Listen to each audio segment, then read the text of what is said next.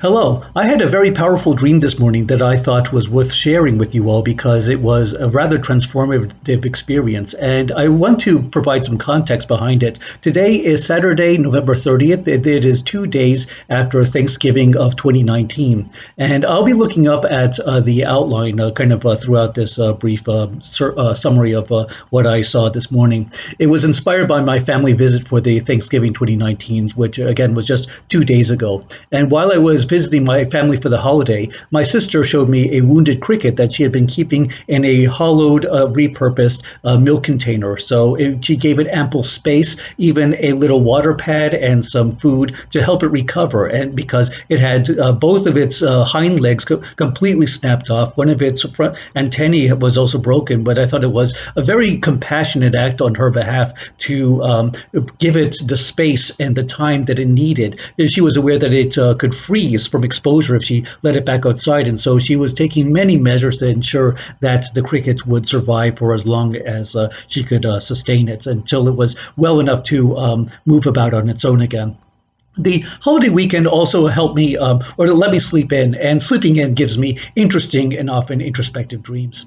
And the first part of the dream this morning involved a crowded marketplace in Berlin. It was just like a massive space on the streets that was filled with tables and lots of food. And I was I was trying to decide whether to stay at the hotel where I was currently at or relocate to another one if it had similar accommodations, but at a much smaller cost. But that was the extent of that part of the dream. It was interesting because I have never actually set foot in continental Europe, but I'd like to perhaps by 2020 or the following year. The most important part of the dream was an extension of that idea that I saw from Thanksgiving. My sister's animal rescue program had been expanded to fantastic and even corporeal beings. So it was like an animal hospital for infirm beings with or without bodies. And one of the first that came to mind in this was this homunculus. It was like a small humanoid figure. It was pallid and it had no nose. It had very little jaws, so you could see much of the dentition. If you remember that frightening creature from the Inside the Closet episode of Tales from the Dark Side, Lizzie, you may know her as. It looked a little bit like that, except not as frightful. But anyway, it was infirmed and it was something that needed some tender care and medical treatment. And so that was one of the creatures that I saw in this kind of refuge for the infirmed. So it was just something interesting. It wasn't terrifying by any means, but it just seemed like a rather unusual kind of figure that that would look something like a small pallid monkey without a tail. That's the closest comparison that I can make. And another interesting part was this non-corporeal being. It was like some sort of burst of psychokinetic energy that had been kind of tugging at me. I was wearing my brown leather jacket, and I felt like a tugging at one of my sleeves, and it was just kind of pulling until it completely pulled off the entire jacket, and the jacket flew in this diagonal trajectory across the room and landed into against the corner. And so it seemed like there was some sort of entity that was trying to call my attention. But again, sometimes I have dreams of ghosts, and it does kind of startle me or surprise me. But this seemed more like it was just trying to get my attention. There was nothing that was acting out of malice or anything like that. I'm going to get a sip here.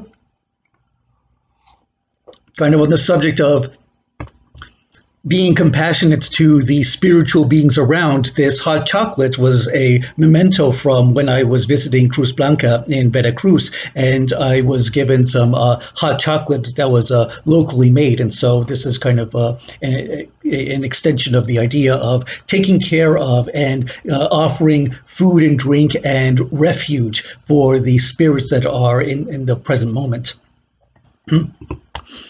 And another creature or another being that was in this dream sequence was the spirit of a girl. This was like another ghost. And but it did disturb me. It was like something that I felt a little frightened to encounter. But again, my sister, being as compassionate as she was toward all these non-human species, she was also extending refuge to this being as well. And so she was basically explaining to me the circumstances around her death and why she was taking it in. Apparently, rather unusual circumstances that most ghosts will attend their own funerals in order to be around the relatives, but apparently this one did not, and so she was something of an outcast. But I couldn't see the ghost itself, but my sister in the dream was applying some sort of glaze against one of the walls, and that was to help.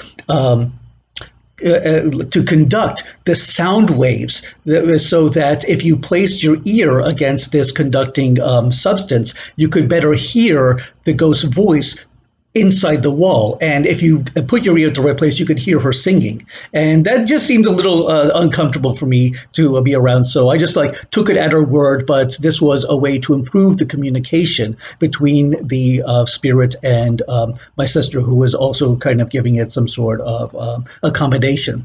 The last part was in another room. Again, I saw an animal, and this one was like a hairy bat that with its kind of resting in my sister's palm, and its wings were outspread and long tufts that looked somewhat like porcupine quills, but they weren't prickly or sharp. They were just very long tufted and narrow, and they reminded me of like the kind of hair that you would see from a porcupine if its quills were softer. And I just thought it was curious that in the past 2 weeks, I've had at least 4 dreams that have involved some aspect of a paranormal encounter. At least 2 of them involving some sort of possession experience, and also at least 2 of them involving some sort of psychokinetic activity, that is activity moving things around by some sort of mental impulse, either and in all these cases it seemed like some other being or some sort of residual energy that has been making things move around on their own. And so some of these things were just kind of interesting. Some of these things in my dreams had been kind of more of a nuisance, and some had been downright frightening. And so I wanted to reflect on these new experiences from this morning's dream, because it seems to be turning the tables in very important ways. If I continue to see these things, given the relative frequency, I cannot continue with these old patterns of fear. I cannot let these things frighten me. And I'm just kind of thinking of I actually had a recent conversation, and just want to kind of paraphrase here. It's a malevolent entity that will latch onto you and feed off your fear, so you should be afraid. And I'm sure you can see the flaw in that logic. And that's precisely the kind of cycle that I'm trying to break out of.